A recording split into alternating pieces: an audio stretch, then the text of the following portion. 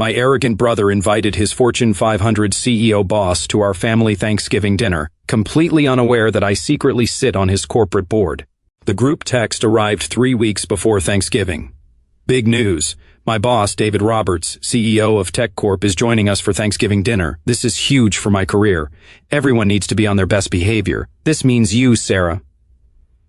I stared at the message from my brother, Kevin, read it twice, then looked at the framed photo on my office wall, me, shaking hands with David Roberts at last quarter's board meeting. My assistant knocked. Dr. Whitmore, the Tech Corp board materials just arrived. Thursday's meeting agenda includes the Q4 review and the merger discussion. Thanks, Patricia. I'll review them tonight. She hesitated. You're smiling. Good news? My brother just invited my board colleague to Thanksgiving dinner. He has no idea we know each other. Oh, this should be interesting. Interesting doesn't begin to cover it. I'm Sarah Whitmore, 41 years old, and I've spent my entire life being dismissed by my family. My brother Kevin is 3 years younger. From birth, he was the golden child, the son, the heir, the one who mattered. I got straight A's. Kevin got participation trophies. Guess which one Dad celebrated?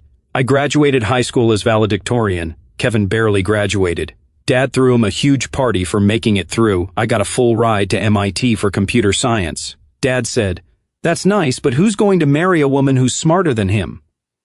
Kevin went to state school on Dad's dime, partied for 5 years, and graduated with a 2.3 GPA in business. Dad called him a late bloomer and gave him a car. I got my master's in computer science, then my PhD in artificial intelligence, published research papers, won awards, and got recruited by Stanford to teach. Dad's response, "When are you going to get a real job?" Kevin got an entry-level sales job at a tech startup. Dad bought champagne. I became a professor at Stanford. I published a book on AI ethics that became required reading in computer science programs worldwide and got invited to speak at conferences across the globe. Dad asked if I was making tenure yet, like it was a participation trophy. Then I started consulting. Tech companies needed AI expertise. I had it. I started small, $5 million projects, advisory work, weekend consulting. Within 3 years, I was on the boards of 5 Fortune 500 companies. Board seats paid $300,000 to $500,000 per year.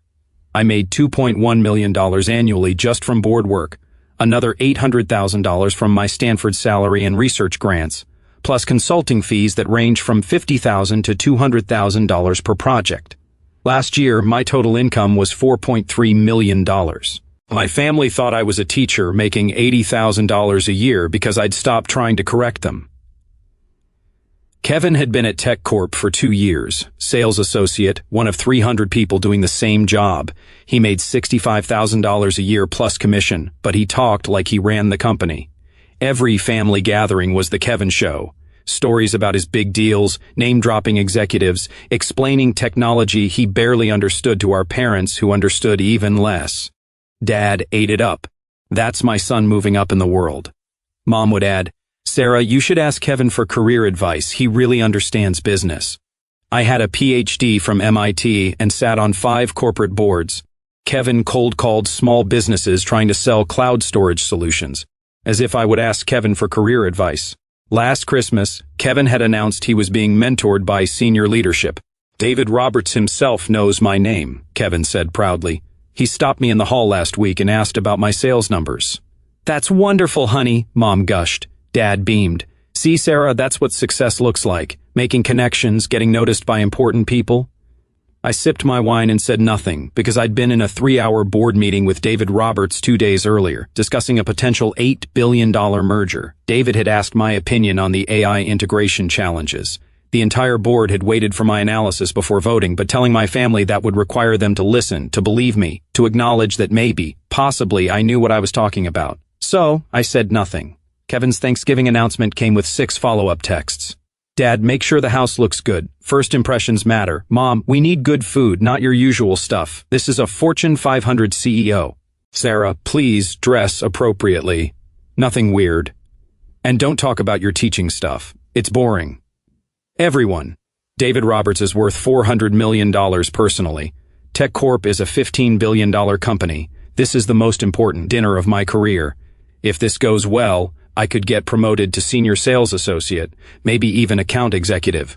Do not embarrass me.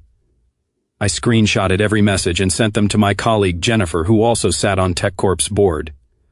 Her response, Oh my God, does David know he's having dinner with your family? Apparently not. Are you going to tell him? Not yet.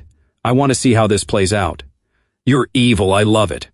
I called David's executive assistant, Monica. We'd worked together on board materials for 3 years. Monica, did David accept a Thanksgiving dinner invitation from Kevin Whitmore in sales? Oh, you know about that? Yes. Kevin's been persistent, sent 3 emails. Finally, David said yes to stop the requests. He's going for an hour max. Kevin is my brother. Silence. Then, I'm sorry, what? Kevin Whitmore is my younger brother. He has no idea I'm on TechCorp's board. How is that possible? My family doesn't pay attention to my career. They think I'm just a teacher. Monica started laughing. This is going to be amazing. Does David know? Not yet. I thought I'd let it be a surprise. Dr. Whitmore, you're diabolical. Can I tell David? No, let him figure it out. This is the best thing that's happened all year. The week before Thanksgiving, Kevin's instructions intensified. Sarah, I bought you an outfit. It's at Mom's house. Please wear it. You always dress like a librarian. The outfit was a floral dress from Target, size large. I'm a size 6. I texted back, I'll wear my own clothes. Thanks. Sarah, this is important. Can you just once not make everything difficult? I left him on read. Wednesday before Thanksgiving, Kevin called. I need to prep you, he said without greeting. Prep me for what? For meeting David. He's incredibly successful, CEO of a major company. You need to be respectful. Don't ask stupid questions. Don't talk about things you don't understand. Like what? Like technology, business, anything corporate. Just stick to teaching or whatever. Kevin, I have a PhD in computer science. I think I can handle a conversation about technology. Having a degree isn't the same as real-world experience, Sarah. David built a $15 billion company. You grade papers. It's different. I counted to 10. Anything else? Yeah, don't mention your age. You're 41 and single. It's embarrassing. Embarrassing for who? For the family. David is married with kids. A normal, successful life. I don't want him thinking our family is full of weird spinsters. I'm a tenured professor at Stanford. Which is great, but it's not like you're a CEO or anything. Just let me do the talking tomorrow. You can smile and nod. He hung up. I sat in my office at Stanford, surrounded by AI research papers, book awards, and photos from corporate board meetings. Then I called David Roberts directly on his personal cell, the one only board members had. He answered on the second ring. Sarah, what's up? Quick question. You're having Thanksgiving dinner with Kevin Whitmore tomorrow? Unfortunately, yes. He's been aggressively networking. Figured I'd put in an appearance. Talk about his sales numbers. Be encouraging. Standard CEO stuff. Why? Kevin is my brother. Silence. Long silence. I'm sorry. Kevin Whitmore in sales is your brother? The one who sends me weekly emails about his performance metrics? That's the one. How did I not know this? He doesn't know I'm on your board. My family doesn't know I do corporate work. They think I'm just a Stanford professor. David started laughing. Actual full laughter. You're kidding. Nope, Kevin's been telling the family for weeks that his CEO is coming to dinner. He's coaching everyone on how to behave, including me. He told me not to talk about technology because I don't have real-world experience. You literally advised us through a $3.2 billion AI acquisition last quarter. I know you published the paper that changed how we approach machine learning ethics. I know you're one of the most respected AI experts in the country. Kevin doesn't know that. He thinks I grade papers. More laughter. This is incredible. What do you want me to do? Nothing. Just show up. Let it unfold naturally. Sarah, I have to tell you, this might be the highlight of my year. Line 2. Thanksgiving Day. I arrived at my parents' house at 2 p.m., wearing a black cashmere sweater and tailored pants, professional but comfortable. Kevin took one look and frowned. I bought you a dress. I'm wearing this, Sarah. Kevin, drop it. Mom rushed over. Sarah, honey, maybe you could change. Kevin's boss is very important. I'm aware. Dad appeared. Sarah, your brother is trying to make a good impression. The least you can do is cooperate. I'm wearing this. If Kevin's boss has a problem with cashmere and good tailoring, that's a concerning business strategy. Kevin pulled me aside. Why do you always have to be difficult? I'm wearing clothes. That's not difficult. You know what I mean. This is important to me. Why can't you just be supportive? I am being supportive. I'm here, aren't I? He looked at me like I was a stranger. Sometimes I don't understand you at all. The feeling is mutual. David Roberts was due at 4 p.m. Kevin checked his watch every 3 minutes, starting at 3:30. At 3:45, he gathered everyone in the living room. Hey, here's the plan. When Mr. Roberts arrives, Dad and I will greet him. Mom, you offer drinks. Sarah, you can help in the kitchen. I'm not hiding in the kitchen. I'm not asking you to hide. I'm asking you to be helpful by staying out of sight, by not making this about you. I sat down on the couch. I'll stay right here. Kevin looked panicked. Sarah, please. The doorbell rang. Kevin literally jumped, straightened his tie, and took a deep breath.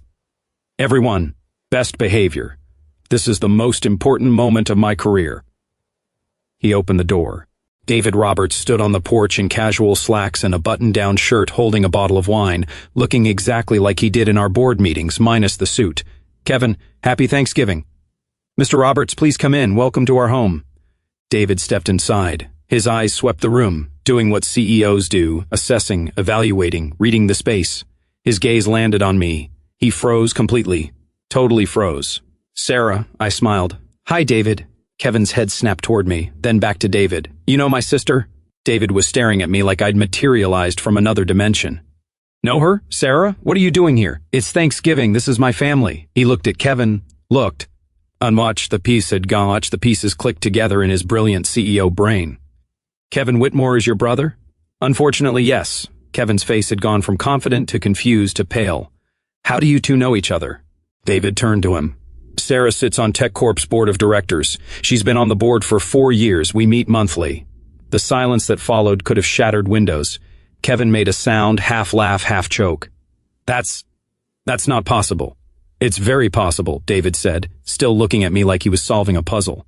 Sarah is one of our most valuable board members. Her expertise in AI has been crucial to our strategic direction. Mom spoke up. Sarah is a teacher at Stanford. She's a tenured professor, yes, but she's also on the boards of 5 Fortune 500 companies, including mine. David turned to me. How did I not know Kevin was your brother? Different last names, I said. I use my married name professionally. Well, formally married. You were married? Kevin's voice cracked. For 6 years. Divorced 3 years ago. You didn't notice because you never asked about my life. Dad stood up. Now wait just a minute. You're on corporate boards? Since when? Since 4 years ago for TechCorp, 7 years for the others. You never told us, Mom said. I did tell you, multiple times. You said it was nice and changed the subject. David was watching this exchange with visible fascination. I'm sorry, you told them you were on corporate boards and they didn't, what, believe you? They didn't ask for details, I said. They assumed it was some minor advisory thing, not worth discussing. Kevin found his voice. You're on the board? The actual board?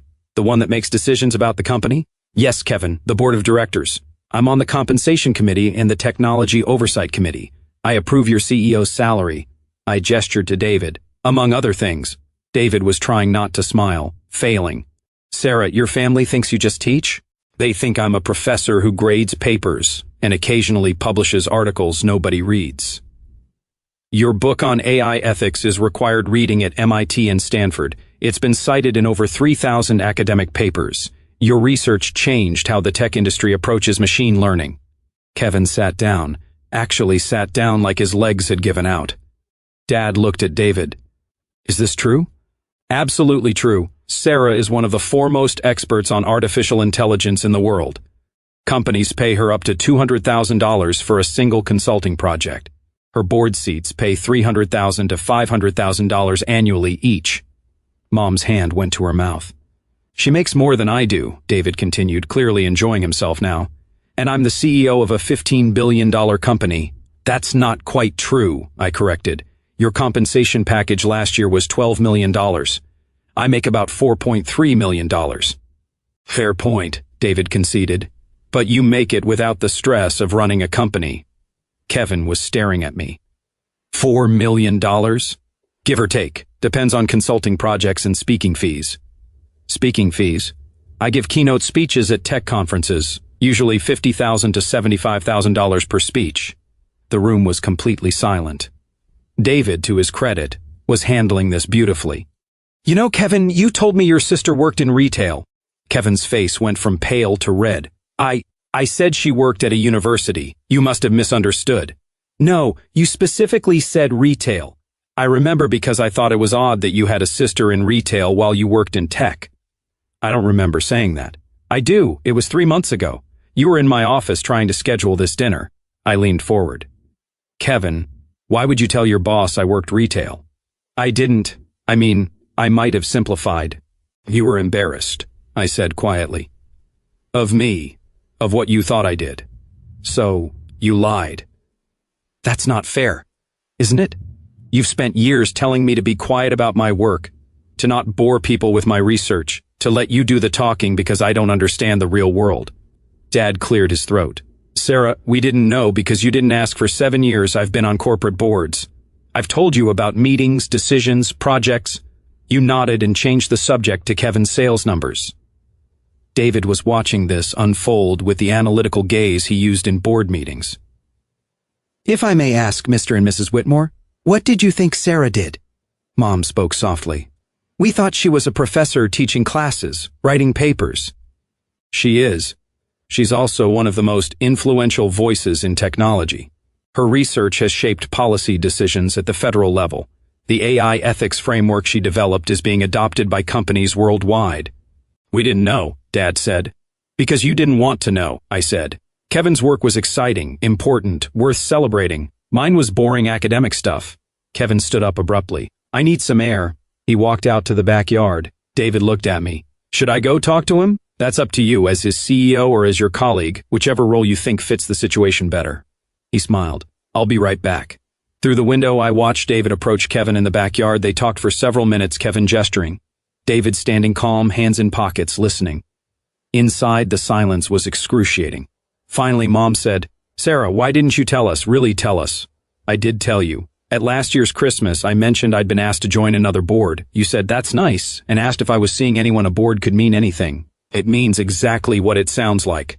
A corporate board of directors. But you assumed it was something small because assuming I was successful didn't fit your narrative.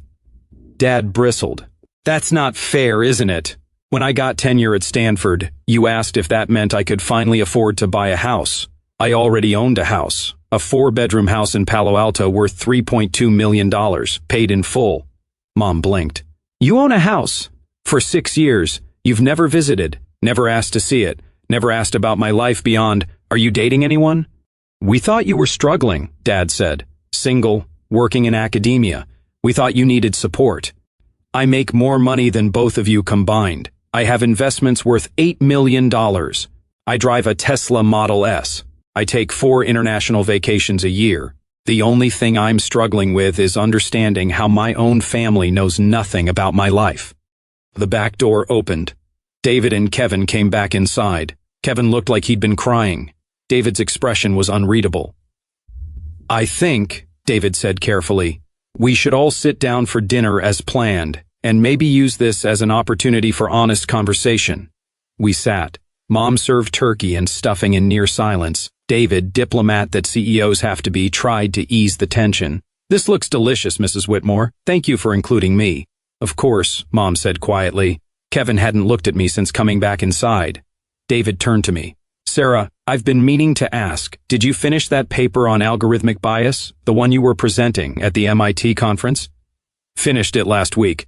Published in the Journal of Machine Learning Research. Should be out next month. I'd love to read it. Might be relevant for our new hiring platform. I'll send you a copy. Dad cleared his throat. What exactly does Sarah do on your board, Mr. Roberts? Please, call me David. And Sarah provides expertise we desperately need. Technology moves fast. AI especially. Sarah helps us understand not just what's technically possible, but what's ethical, sustainable, and strategic. Can you give an example? Mom asked. David glanced at me for permission. I nodded. Last quarter, we were considering acquiring a company that specialized in facial recognition technology, worth about $3.2 billion. Sarah spent 2 weeks analyzing their algorithms, found bias in their training data that would have exposed us to massive liability and reputation damage. Her analysis saved us from a catastrophic acquisition. She did that? Dad asked. She did. The board voted unanimously against the acquisition based on her recommendation. 6 months later, that company got sued for $400 million over the exact issues Sarah identified. Kevin was staring at his plate. Sarah's not just on our board, David continued. She shapes our strategy. When we discuss AI integration, autonomous systems, machine learning applications, we wait for her analysis because she sees things others miss. I didn't know Sarah did any of that, Mom said quietly. Most people don't, I said. Board work is confidential. I can't discuss specific decisions publicly. But when I mentioned being in board meetings, being on committees, consulting for tech companies, that was all real. You just never asked for details. Kevin finally spoke. I told everyone you just graded papers. I know. I told David you worked retail. I know that too. Why didn't you correct me? Would you have believed me if I did? He opened his mouth, closed it. No answer. David cut into his turkey. For what it's worth, Kevin, your sister is one of the most impressive people I work with. She's brilliant, insightful, and completely unpretentious about her expertise. Unlike some people, I said, looking at Kevin. He flinched. Sarah, Mom started, we owe you an apology. For what specifically? For not seeing you, really seeing you. For assuming I was less successful than Kevin, I added. For telling me to be quiet about my work. For dismissing my career while celebrating his entry-level sales job. Dad shifted uncomfortably. We didn't mean. Yes, you did. You meant exactly that. Kevin was the son, the important one, the one whose career mattered. I was the daughter who didn't quite fit, too smart, too unmarried, too different from what you wanted. The silence that followed was broken only by David's fork on his plate. Then he said quietly, I think this is a family conversation. I should probably go. Please stay, I said. You're the only person here who's actually valued my expertise. After dinner, Kevin asked to talk to me privately. We went to the front porch a November evening, cold enough to see our breath. I'm sorry, he said immediately. For which part? All of it, telling David you worked retail, coaching you not to speak, assuming you knew nothing about technology. He looked at his hands, telling the family for years that you were just a teacher, making you feel small. Why did you do it? Because you scared me. I hadn't expected that. Scared you how? You were always smarter, always more accomplished. Straight A's while I struggled for CS, full ride to MIT while I barely got into state school, PhD while I was barely graduating undergrad. He took a breath. It was easier to tell myself you were just academic, just theoretical, that I was the one in the real world doing real work. My work is real, Kevin. I know that now. I've always known it. I just didn't want to admit it. Why not? Because then I'd have to admit that you succeeded without Dad's help, without family money, without any of the advantages I had. You did it all yourself, and you did it better than I ever could. I leaned against the porch railing. I never wanted to compete with you. I know, but I competed with you anyway, and I lost. It's not a competition. To Dad, it is the golden son versus the disappointing daughter. Except the disappointing daughter turned out to be more successful than the golden son ever dreamed of being. Kevin, I make $65,000 a year, Sarah. You make $4 million. You own a house worth more than I'll make in 50 years. You sit on boards with CEOs and billionaires. You've accomplished more than anyone in our family by a factor of 100. And you lied to everyone about it. Because I couldn't handle the truth. That my sister, the one I'd been told was less important, less valuable, less worthy of attention, was actually the most successful person in our entire family. I didn't respond. Let him sit with that truth. David talked to me in the backyard, Kevin continued. Asked me why I lied about you. I tried to explain, and he just looked at me and said, you know what? I see a man so insecure about his own accomplishments that he has to diminish his sister's to feel adequate. David doesn't pull punches. He told me I should be proud of you, that having a sister on his board should have been the first thing I mentioned when I started at TechCorp. That I hid you, diminished you, made you smaller so I could feel bigger. Yes, you did. Can you forgive me? I looked at my brother, saw someone who'd spent his whole life being told he was special for being a son, who'd built his identity on being the important one, and who'd just had that identity shattered by discovering his dismissed sister was the truly accomplished one. I don't know, I said honestly. You didn't just lie once, Kevin. You've spent years making me feel like my work didn't matter, like I was embarrassing for being educated, successful, unmarried. You made me the family joke. I know, and now you're sorry because David exposed the truth. But would you be sorry if he hadn't? If you'd gotten through this dinner without him recognizing me? He was quiet for a long time. I don't know, probably not. At least you're honest about that. What do I do now? That's up to you. But Kevin, I need you to understand something. I don't need you to be proud of me. I don't need dad's approval or mom's recognition. I built a career and a life that fulfills me completely, with or without family validation. You sound like you don't need us at all. I don't. Not anymore. I needed you when I was 18 and alone at MIT, when I was 25, defending my dissertation, when I was 30, navigating a divorce. But you weren't there for any of that because you were too busy being dad's golden boy. Sarah, I'm not angry. I'm just done pretending, done making myself smaller, done letting you feel superior by making me feel inferior.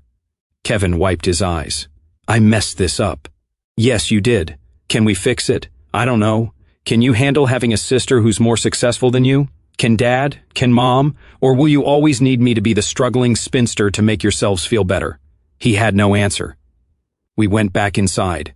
David was preparing to leave when we returned. Thank you for dinner, he said to Mom. And for the enlightening conversation. Before you go, Dad said, I have questions. David paused. All right. Is Sarah really as successful as you said, or were you exaggerating to make a point? I started to respond, but David held up a hand. Mr. Whitmore, I don't exaggerate, especially not about professional accomplishments. Sarah sits on 5 Fortune 500 boards. That's prestigious enough that most people can't get on one. She's published research that changed an entire industry. She consults for companies at rates that most executives don't command. She's been featured in the Wall Street Journal, MIT Technology Review, and Forbes. She spoke at the World Economic Forum in Davos last year. Mom made a small sound. Davos? The International Conference of World Leaders and Business Executives? I said they invited me to speak about AI ethics and governance. You never mentioned that, Mom whispered. I did. You asked if I had fun on my trip to Switzerland. I said yes. You changed the subject to Kevin's sales award. Dad turned to Kevin. You won a sales award? Kevin's face reddened. Regional top performer, third quarter. It was just what every sales associate gets if they hit their numbers. David finished. It's nice. Good job. But it's not exactly Davos. The comparison hung in the air, uncomfortable, undeniable. Dad sat down heavily. How did we not know any of this? Because you didn't want to know, I said. You wanted me to be the quirky professor, the spinster daughter, who never quite measured up. Admitting I was successful would have disrupted the family narrative. What narrative? Mom asked. That Kevin was the successful one, the important one, the one who mattered.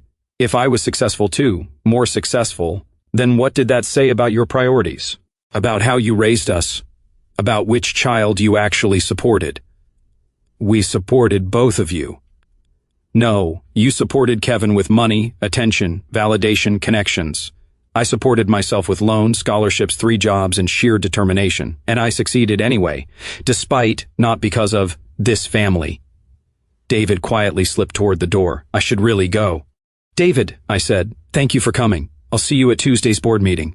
Looking forward to it. And Sarah, you're still my first call on AI strategy, always. He left. The 4 of us, Mom, Dad, Kevin, and me, sat in the living room surrounded by the ruins of our family myths. Tell us, Dad said. Finally, tell us everything. Your work, your accomplishments, all of it. Why now? I asked. Why not 7 years ago when I first got a board seat? Or 4 years ago when I published my book? Or 2 years ago when I spoke at Davos because we didn't understand? No, because you didn't care to understand. There's a difference. Mom was crying quietly. We failed you. Yes, you did. Can we fix it? She asked, echoing Kevin's question. I don't know. Can you handle knowing your daughter is more successful than your son? Can you celebrate my accomplishments without diminishing them to make Kevin feel better? Can you value me for who I actually am, instead of who you wanted me to be? Kevin spoke up. I can try. Trying isn't enough. Either you accept reality or you don't. But I'm not going to keep diminishing myself for your comfort. Dad looked defeated. What do you want from us? Nothing, that's the point. I don't need your approval anymore. I don't need your validation. I built a life without it. A successful, fulfilling life. You're welcome to be part of it, but only if you can handle the truth of who I am, which is Mom asked. Dr. Sarah Whitmore, Stanford professor, corporate board member, AI ethics expert, keynote speaker, consultant. Someone who makes $4 million a year doing work that matters. Someone who owns a $3.2 million house. Someone who travels the world advising governments and corporations. Someone who succeeded despite being told she was less important than her brother. The silence stretched. Finally, Kevin said, I told my coworkers about you. After David left my office today, I told them my sister is on the board, that she's brilliant, that she's one of the most respected AI experts in the world. Why? Because David asked how I introduced you at family events. I said I usually didn't mention you much. He said, if my sister was Sarah Whitmore, she'd be the first thing I talked about. And he was right. What did your coworkers say? They asked why I'd never mentioned you before. I didn't have a good answer. The answer is you were embarrassed of me, of my success that highlighted your mediocrity. He flinched but didn't deny it. Mom stood, walked over to a bookshelf, and pulled out a photo album. The family history and pictures. She flipped through, showed us 17 photos of Kevin's graduation, 3 of mine, 12 photos of Kevin's sales awards, none of my academic achievements, 5 photos of Kevin's wedding, none from my wedding. This is who we were, Mom said quietly. Who we've been. Yes, I said. It is. Can we be different? That's up to you. I left my parents' house at 9 p.m., drove home to Palo Alto in silence. My phone buzzed with texts. Kevin, I'm sorry, really truly sorry. I know that doesn't fix anything, but I needed to say it again. Mom, please come to Christmas. We want to do better. Dad, I'm proud of you. I should have said that years ago. I didn't respond to any of them. Went home, poured wine, and sat on my deck overlooking the city lights. Patricia, my assistant, texted, "How did it go?" Exactly as expected, complete chaos. My brother's brain nearly exploded. Did the CEO enjoy himself? Immensely. He's now aware that one of his sales associates lied about his sister's career. That should make for interesting performance reviews. You're terrible. I'm honest. There's a difference. Monday morning, David called. I need to ask you something as your friend, not your CEO. Go ahead. Are you okay? Friday was intense. I'm fine. Actually, I'm better than fine. I'm free. Free from what? From pretending, from making myself smaller, from caring what my family thinks. Kevin sent me an email apologizing for misrepresenting you, asking if it would affect his employment. What did you tell him? That his personal life is separate from his professional performance, but that integrity matters in all contexts. Diplomatic. I assume diplomacy is the job. He paused. For what it's worth, watching you handle that situation, calm, professional, completely unshaken, reminded me why you're on my board. You have clarity other people don't. Thank you, David. See you Tuesday.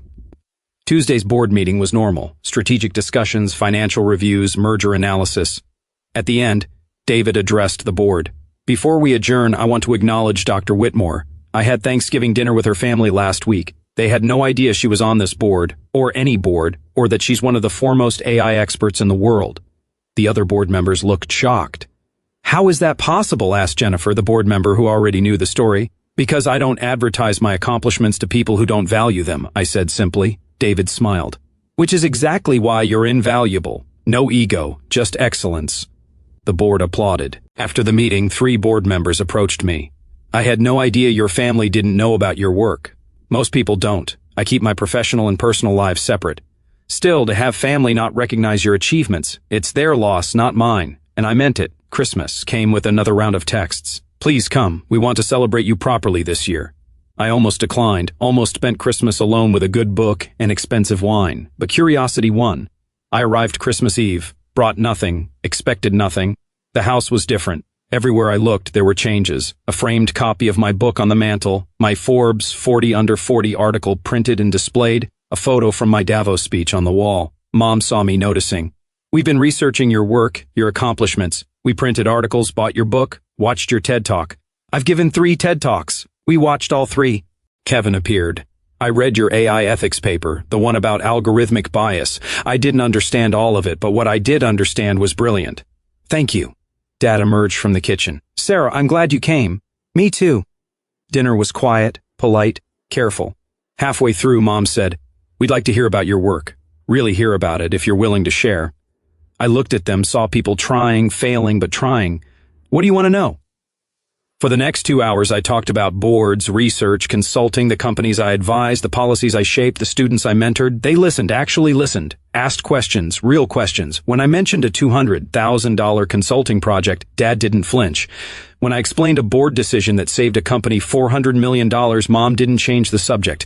When I described speaking to the Senate about AI regulation, Kevin didn't make it about himself. It was strange, uncomfortable. At the end of the evening, Dad said, I'm proud of you. I should have said that every day for the past 20 years, but I'm saying it now. Thank you. Can we start over? Mom asked. Not forget what happened, but try to be better. I don't know. Can you? We want to try. I looked at Kevin. What about you? I told everyone at work about you. My sister on the board, my sister the expert, my sister who's changing the world. I've been bragging about you for weeks. That's a change. I know. And Sarah, I'm sorry for everything. 4 years of making you small, for being threatened by your success, for lying about who you are. Apology noted. Not accepted? He asked quietly. Not yet, but maybe someday. He nodded, understanding that some bridges take time to rebuild. 6 months after that Thanksgiving, Kevin got promoted at TechCorp. Not because of me. I stayed completely out of it. He earned it, hit his numbers, improved his performance, showed initiative. He called to tell me. I'm senior sales associate now. Small promotion, but it's progress. Congratulations. I told my new team about you, my sister who advises the CEO. They were impressed. Good, Sarah. I'm trying. I know I messed up. I know I spent years being a terrible brother, but I'm trying to be better. I see that. Is that enough? It's a start. We had lunch the next week, talked about work, his challenges, my projects. He asked intelligent questions about AI ethics, actually listened to the answers. It wasn't perfect, but it was real. Mom and Dad visited my house for the first time, walked through my home office, saw my awards, my library, my life. This is beautiful, Mom said. Thank you. I'm sorry we never visited before. I know. Can we do better? You're doing better. Keep going. A year after that Thanksgiving, I was named to Forbes' most powerful women in tech list. My family threw me a party, a real party with my accomplishments celebrated, my work recognized, my expertise valued.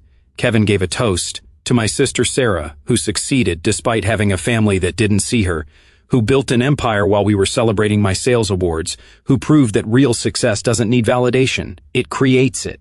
Everyone applauded. Mom cried, Dad beamed, Kevin looked genuinely proud. It wasn't forgiveness, not entirely, but it was acknowledgement, recognition, respect, and sometimes that's enough. I stayed in touch with David Roberts, remained on TechCorp's board for 8 more years, helped guide the company through 3 major acquisitions, 2 CEO transitions, and the AI revolution that transformed the industry. Kevin stayed at TechCorp too, made account executive, then senior account executive. Never meteoric, but steady, honest, no longer threatened by my success. And every Thanksgiving after that infamous dinner, we told the story. The time David Roberts came to dinner expecting to mentor a sales associate's family and discovered his board member checking coats.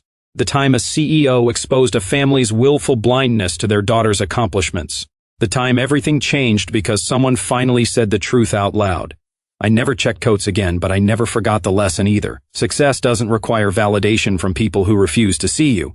It just requires showing up as exactly who you are and letting the truth speak for itself.